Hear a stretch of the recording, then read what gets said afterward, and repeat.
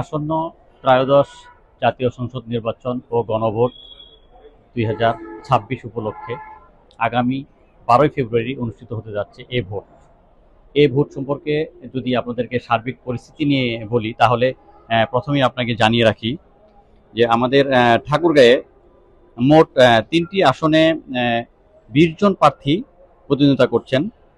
মোট ভোট কেন্দ্র 415টি, মোট ভোটার সংখ্যা 12,05,534 জন।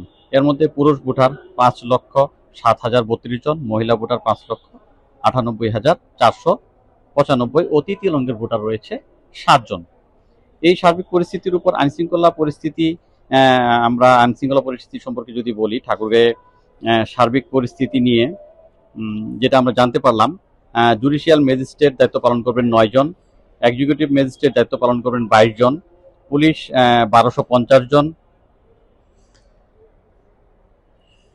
মোবাইল টিম কাজ করবে 5টি, army 11 platoon, BGB 32 platoon, Ansar battalion 6000-এর বেশি।